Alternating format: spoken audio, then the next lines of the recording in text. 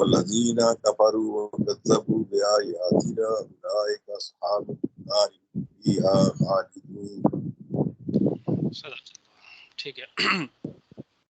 اچھا، اعوذ باللہ من الشیطان الرجیم، بسم اللہ الرحمن الرحیم. فتلقى، پھر سیکھ لیے آدم علیہ السلام نے من ربہ، اپنے رب سے، کلمات، چند کلمات، فتاب علیہم، پھر متوجہ ہو گئے اللہ ان پر، انہ، بے شک وہی، رحیم، توبہ قبول کرنے والے، رحم کرنے والے ہیں. قلنا، کہا ہم نے، اہبتو، نیچے اترو، منہا، اس جنت سے، جمیعاً، سب کے سب.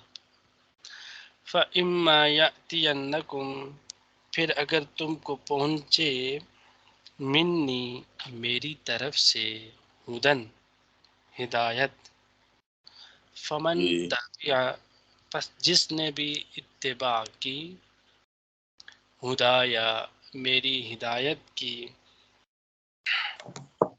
فلا خوف علیہم، سو کوئی خوف نہ ہوگا ان پر، ولا هم یحزنون، اور نہ ہی وہ غمگین ہوں گے. والذین، اور وہ لوگ، کفروا، جنہوں نے کفر کیا، وکذبوا، اور جھٹلایا، بآیاتنا، جی، بآیاتنا، ہماری آیات کو، اولئک، یہی لوگ، اصحاب النار، آگ والے ہیں، ہم فیہا خالدون، ہمیشہ ہمیشہ اس میں رہیں گے. اب چونکہ گزشتہ آیات میں جیسا کہ آپ نے سماعت فرمایا کہ شیطانی وسوسہ اور حضرت آدم علیہ السلام کی لغزش، اور پھر اس کے نتیجے میں انہیں جنت سے نکالنے اور زمین پر اترنے کا حکم مذکور تھا. آپ نے جو ہے وہ سنا، تفصیلاً ملاحظہ فرمایا.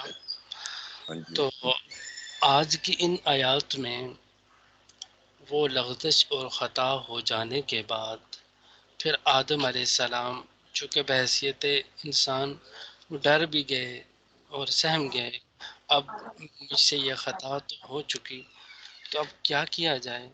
تو اللہ رب العزت نے جو ہے وہ ان کو حوصلہ دیتے ہوئے چند کلمات سکھلا دیے کہ آپ ایسے کہیں.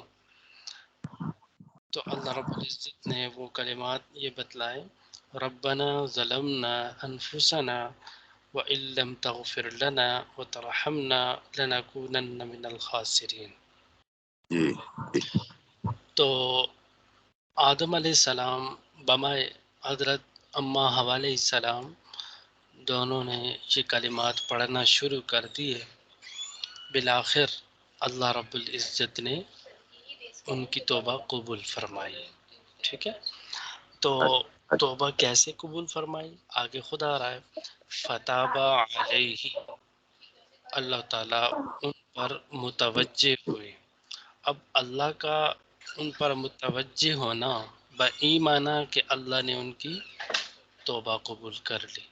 ٹھیک ہے، اب یہ تابہ یتوب توبتاً، اگر اس توبہ کی نسبت بندے کی طرف تو اس کا ہیلو، جی آ رہی آواز آ آواز رہی؟ آ رہی. اچھا اچھا اچھا. تابہ یتوب توبتاً، یہ کلمہ ہیں، اگر ان کی نسبت بندے کی طرف کی جائے تو پھر اس کا مطلب ہوتا ہے توبہ کرنا. اور اگر اس تابہ یتوب اس کی نسبت اگر اللہ کی طرف کی جائے تو اس کا مطلب ہوتا ہے توبہ قبول کرنا. ٹھیک ہے نا. اب یہاں پر آیا فتاب علیہ، تو اللہ رب العزت ان پر متوجہ ہوئے، مطلب اللہ نے ان کی توبہ قبول کر لی. اب جب بندے کی طرف ہم نے کہا کہ اس کی نسبت ہوتی ہے تو اس کا مطلب ہوتا ہے توبہ کرنا. اور یہ توبہ جب کی جاتی ہے تو وہ 3 چیزوں کا مجموعہ ہوتی ہے. ٹھیک ہے ہاں جی جی جی ہے وہ توبہ 3 چیزوں کا مجموعہ ہوتی ہے. نمبر 1، انسان جو بھی گناہ کر لیتا ہے، جس سے اس سے کوئی گناہ سرزد ہو جاتا ہے، تو پھر اولاً اس کو ندامت ہو، اس کو پشماندگی ہو، اور ہاں جی اپنے اس کیے ہوئے پر وہ نادم ہو. پہلی شرط. اور دوسرا جی یہ کہ فوراً سے یکدم سے اس گناہ کو چھوڑ دے.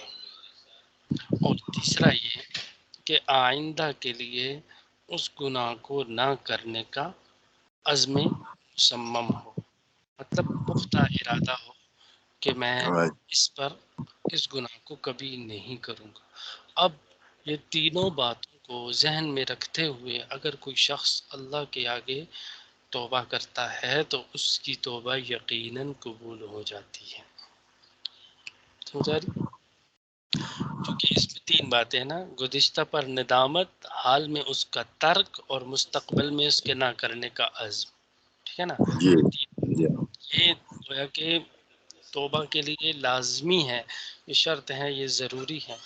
ایسا نہ ہو کہ ہم توبہ گناہ بھی کرتے جائیں، ساتھ میں بس گناہ کے چھوڑنے کا بھی کوئی ارادہ نہ ہو، کوئی ندامت بھی نہ ہو، اور اتنی مطلب یہ ہے کہ بس فارمیلٹی پوری کرنے کے لیے یا اللہ میں توبہ کرتا ہوں. نہیں، یہ تو ایک ٹھٹھا ہوا، مذاق ہوا اور ڈرامہ ہوا. ایسے نہیں ہونا چاہیے. اللہ رب العزت کی بابرکت ذات، اور وہ جبھی ہم کو گناہوں سے دور رہنے کی توفیق عطا فرمائے گا کہ جب ہم سچے دل سے توبہ کریں گے، اپنے کیے جی پر ندامت ہوگی، اور فوراً سے چھوڑ جائیں، اور آئندہ نہ کرنے کا عزم اور ارادہ ہو، تو پھر اللہ رب العزت کے سامنے جب دعا کی جاتی ہے تو پھر یقیناً اللہ رب العزت آہستہ آہستہ اس شخص سے اس گناہ کو سلب کر لیتے ہیں. ٹھیک ہے نا؟ بعض جی لوگ جی جو ہے وہ اپنے عادت کے مجبور ہوتے ہیں، ان سے وہ گناہ ہوتا ہے، اب وہ چھوڑے بھی تو نہیں چھوٹتا ان سے. ٹھیک ہے نا؟ ہاں وہ کیوں نہیں چھوٹتے؟ وہ یہی ہوتے ہیں کہ وہ جو توبہ ہے نا اصل، وہ ہمارے اندر اس کی کمی ہے. حقیقی توبہ حقیقی کی، اچھا ہاں جی ہاں جی صرف زبانی کلامی کہہ دینا یہ توبہ کی قبولیت نہیں ہوتی. جب تک کہ میں وہ کہے کہ یار میں اس کو چھوڑ دیتا ہوں، بس میں آج کے بعد یہ گناہ نہیں کروں گا، مجھے اپنی کی پر ندامت ہے. ایسے نہیں ہونا چاہیے. یہ وہ دل میں جب یہ باتیں آتی ہیں تو پھر اس کے بعد جب دعا کرتا ہے، توبہ کرتا ہے، تو اللہ رب العزت کی ذات یقیناً اس کو کامل توفیق عطا فرما دیتے ہیں کہ جس سے اس کے لیے اس گناہ سے بچنا، پھر اس گناہ کا نہ کرنا اس کے لیے آسان ہو جاتا ہے. سمجھا کہ بات؟ یہ ایک ہاں جی ضمن میں بات عرض کی ہے، چونکہ یہ تابہ کے لفظ یہ بات آئی تھی تو میں نے کہا ہاں اس ذرا ہو جائے، وضاحت ہو جائے. فتابہ علیہ، سو متوجہ ہوئے اللہ تعالیٰ ان پر، انہو بے شک وہ، یعنی اللہ تعالیٰ، وہ التواب، وہ توبہ قبول کرنے والے ہیں، الرحیم، رحم کرنے والے ہیں. ٹھیک ہے نا؟ تو صحیح ہے جی یہ گویا کہ ایک حوصلہ مل گیا، اور ان کو ایک کہتے ہیں نا سکون آ گیا کہ جب یہ اللہ کی صفت بتلائی گئی ہیں کہ اللہ توبہ کو بھی قبول کرتے ہیں، اللہ رحم بھی کرنے والے ہیں. تو کیا پتہ چلا کہ گناہ ہو جائے تو فوراً سے توبہ کرنی چاہیے. کیوں؟ اس لیے کہ اللہ توبہ قبول کرتے ہیں، بشرطے کہ سچے دل سے توبہ کی جائے. ہو گئی یہ صحیح بات؟ اچھا جی.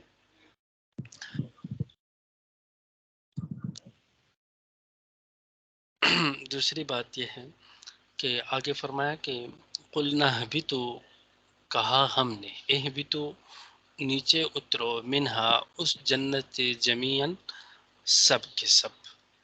اب گزشتہ آیات میں، مطلب کل کے سبق میں بھی ہم نے پڑھا کہ کہا کہ وَقُلْنَا اهْبِطُوا بَعْضُكُمْ لِبَعْضٍ عَدُوٌّ، اترو تم میں سے بعض کے دشمن ہے.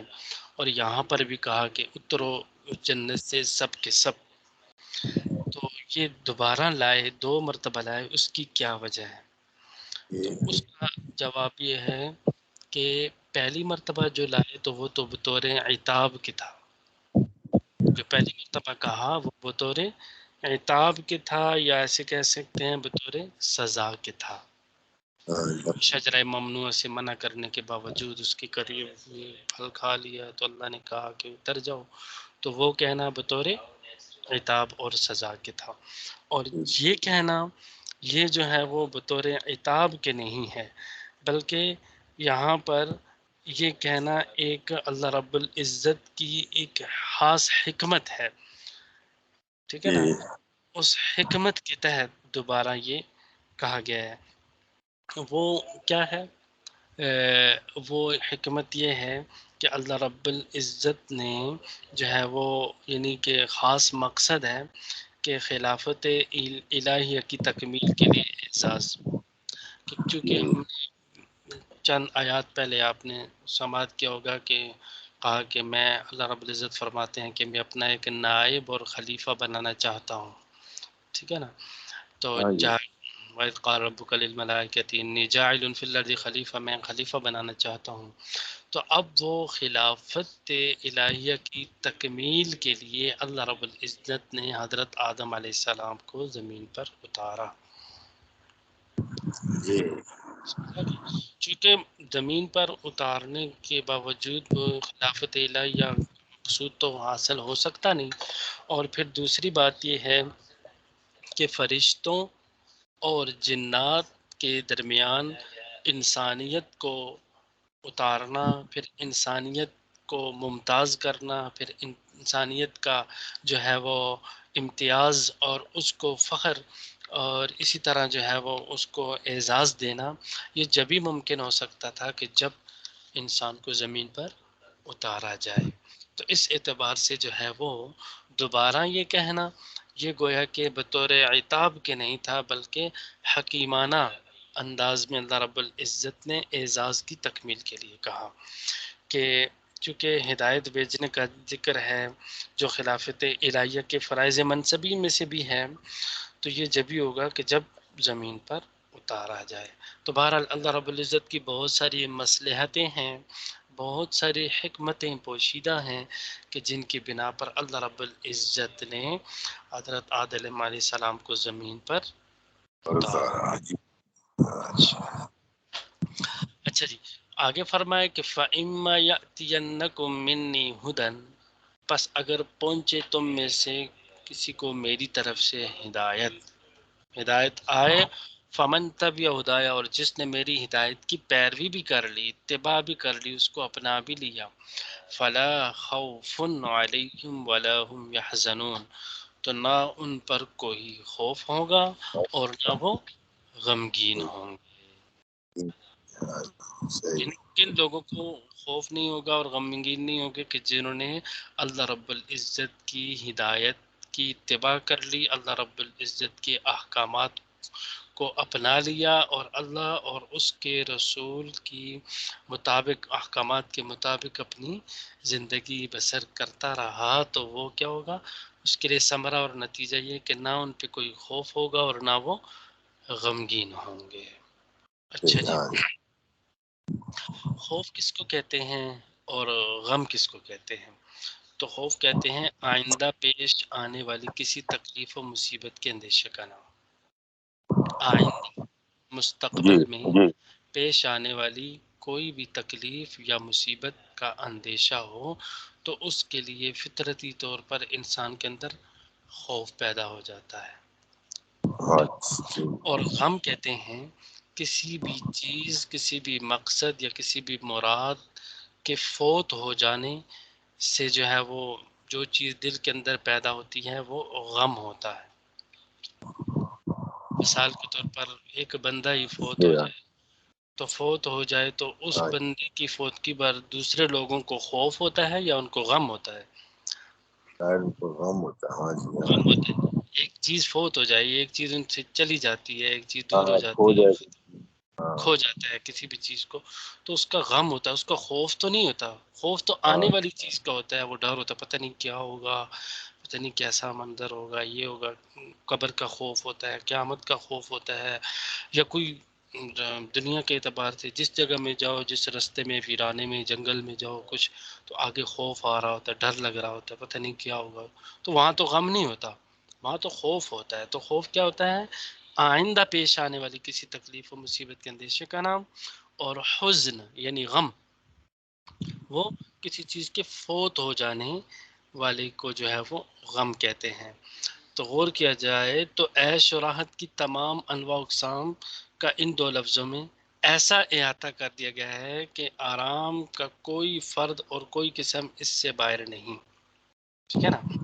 تو کیا فرمایا کہ اس میں اشارہ اس طرف ہے کہ کسی چیز یا مراد کے فوت ہونے کے غم سے آزاد ہونا.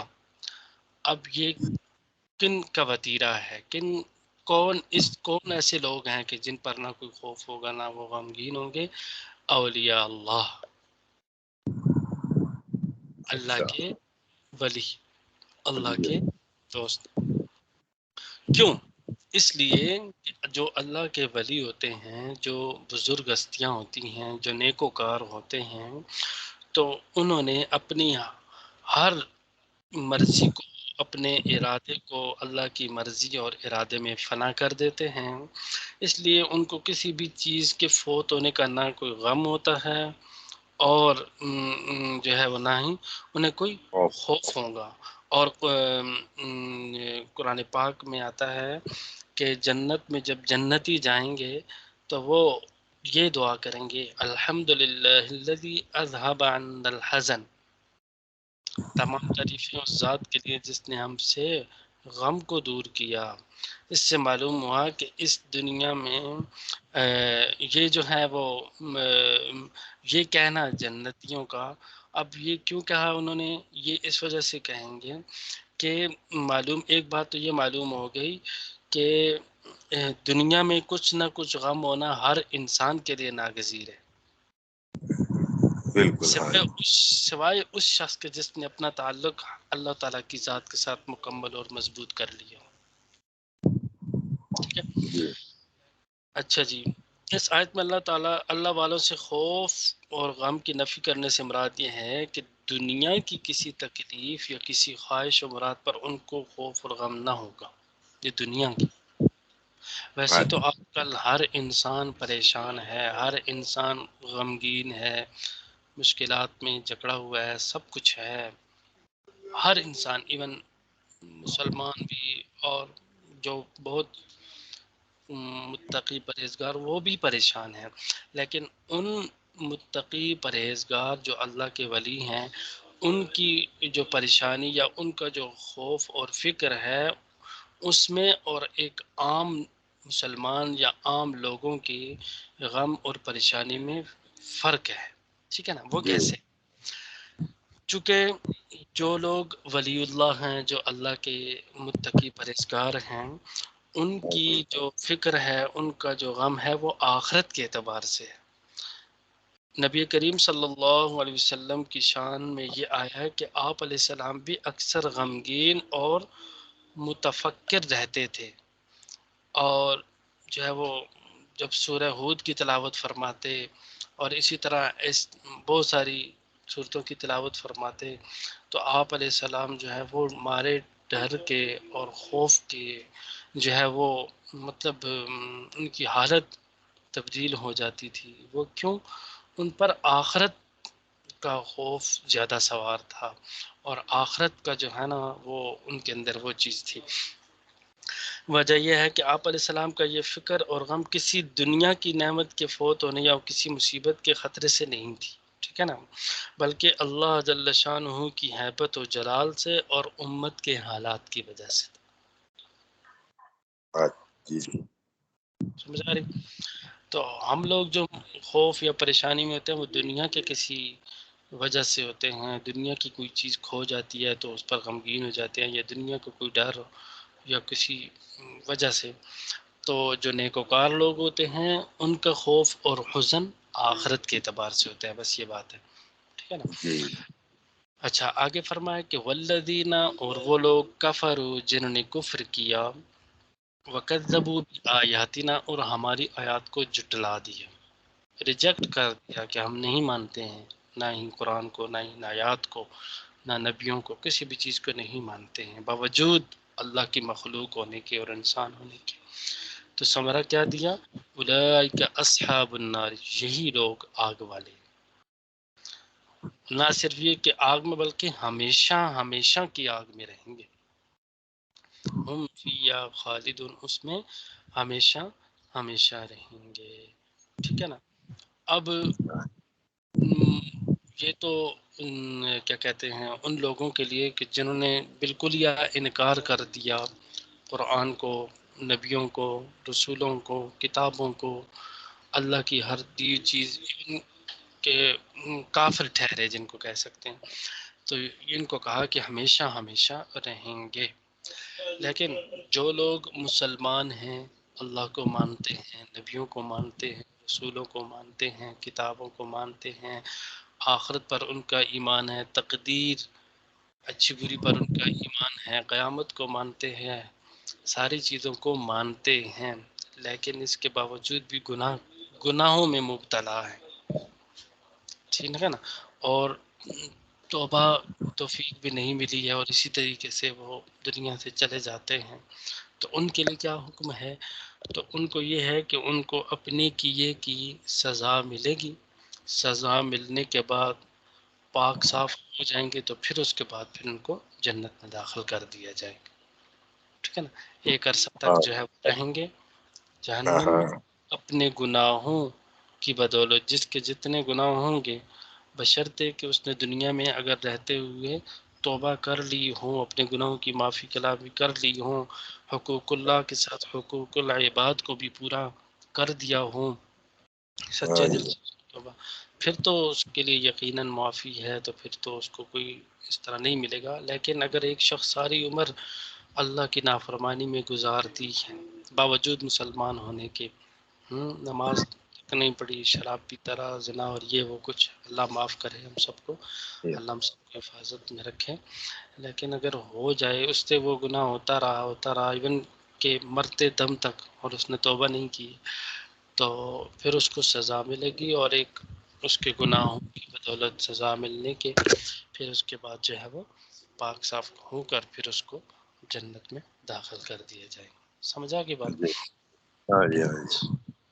اچھا جی، اب ہم دوبارہ ذرا اس کا ترجمہ کر لیتے ہیں، پھر اس کے بعد فتلقا، سو پھر سکھا دیے، آدم، سو پھر سیکھ لیے، ایسے کہیں گے، سیکھ لیے۔ تلقا اصل میں کہتے ہیں کسی بھی چیز کو شوق اور رغبت سے لینا اور اس کام کو پورا کرنا۔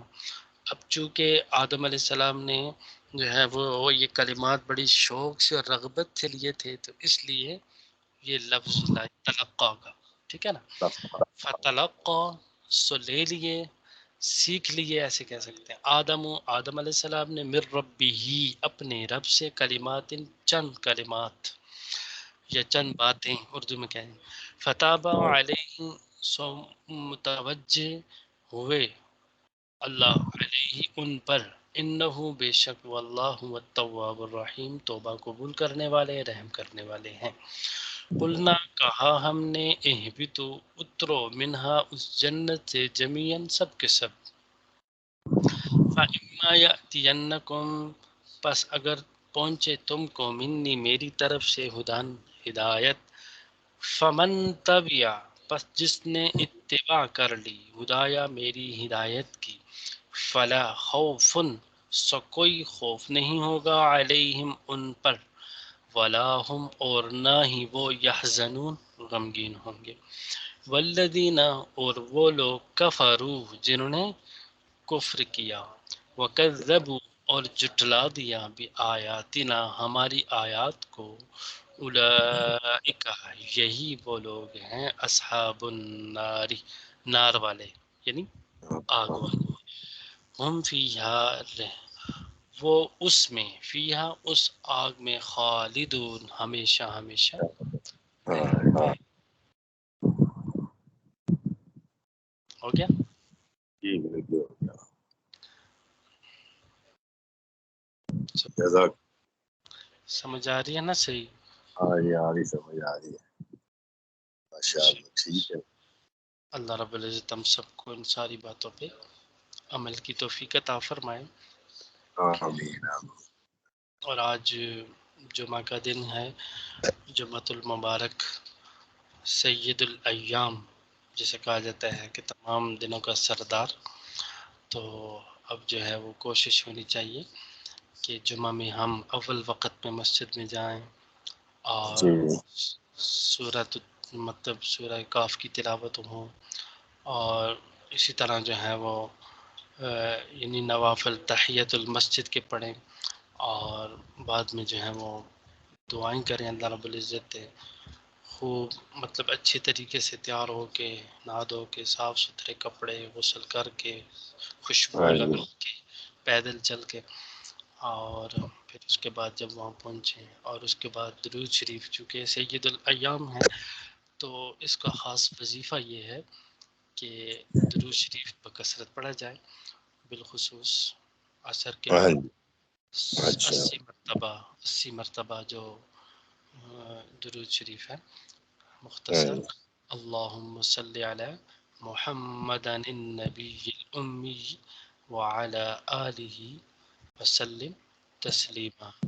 آپ نے دیکھا ہوگا کہ ساجد میں ہاں جی سامنے ہاں لگے ہوتے ہیں، تو اس کو پڑھنے سے 80 سال کے گناہ معاف ہوتے ہیں، اور 80 سال کے جی اس کو جو ہے وہ درجات اور ثواب بھی ملتا ہے.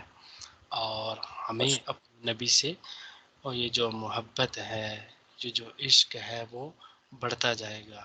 اور یہ آپ اچھا علیہ السلام کا اچھا ہم پر حق بھی ہے کہ انہوں نے ہمارے لیے ہاں جی وہ کتنا کچھ کیا، سب کچھ کیا. ہاں جی ہمارا بھی تو حق بنتا ہے، اگرچہ ہم روز درود شریف صبح شام 100 مرتبہ پڑھتے پڑھ. ہیں پڑھتے ہیں جی جی جی سارے جی ماشاء اللہ، بہت اچھی بات ہے. یہ دہرا دیجیے یہ والا ضرور اچھا میں اللہم صلی علی محمد النبی میں سینڈ کر دوں گا، 1 منٹ میں سینڈ کر دوں گا، ٹھیک ہے؟ محمد آپ اس کو دیکھ لیجیے گا. تو اوکے چلیں، اوکے، اللہ حافظ، اوکے السلام علیکم ورحمۃ اللہ وبرکاتہ.